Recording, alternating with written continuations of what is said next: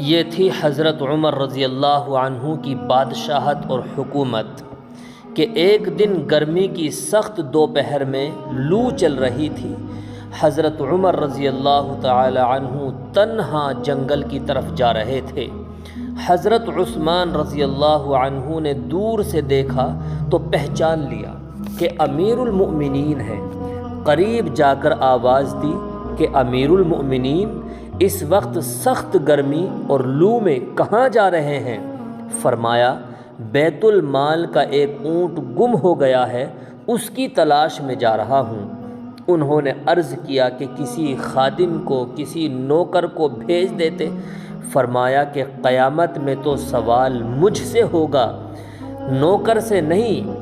عرض کیا تھوڑی دیر توقف کر کے، تھوڑی دیر رک کر کے تشریف لے جاتے، ذرا گرمی کم ہو جاتی۔ فرمایا نار جہنم اشد حرا، جہنم کی آگ اس سے بھی زیادہ گرم ہے۔ یہ کہہ کر اسی دھوپ اور لو میں جنگل میں تشریف لے گئے۔ یہ تھی حضرت عمر رضی اللہ عنہ کی سلطنت۔ ایک بار آپ منبر پر کھڑے ہوئے خطبہ پڑھ رہے تھے، لوگوں کو سمجھا رہے تھے اور فرما رہے تھے لوگوں سنو اور بات مانو۔ ایک شخص نے کھڑے ہو کر کہا نہیں سنیں گے، نہیں مانیں گے۔ آپ نے پوچھا کیوں؟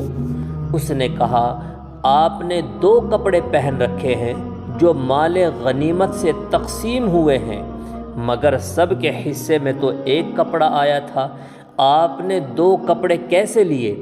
حضرت عمر رضی اللہ عنہ نے فرمایا بے شک تم سچ کہتے ہو، اور پھر اپنے بیٹے عبداللہ کی طرف اشارہ کر کے کہا عبداللہ تم اس کا جواب دو۔ اس پر حضرت عبداللہ رضی اللہ عنہ کھڑے ہوئے اور کہا امیر المؤمنین کے پاس آج کوئی کپڑا نہ تھا جسے پہن کر نماز پڑھاتے، تو میں نے اپنے حصے کا کپڑا ان کو عاریتاً دے دیا ہے۔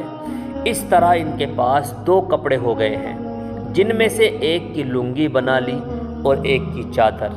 یہ جواب سن کر سائل رونے لگا اور کہا جزاک اللہ، آپ خطبہ پڑھیں، اب ہم آپ کی سنیں گے بھی اور آپ کی اطاعت بھی کریں گے، آپ کی بات بھی مانیں گے۔ یہ تھی ان حضرات کی حکومت کہ رعایا کا ہر شخص ان پر روک ٹوک کرنے کو موجود تھا۔ ان کے یہاں خلافت اور حکومت کوئی راحت کی چیز نہ تھی جس کی تمنا کی جائے۔ یہ شاہان دنیا کی بادشاہت نہ تھی کہ دن رات عیش و مستیاں کرتے۔ اللہ تعالی حضرت عمر رضی اللہ تعالی عنہ کی قبر اطہر پر کروڑوں رحمتیں نازل فرمائے۔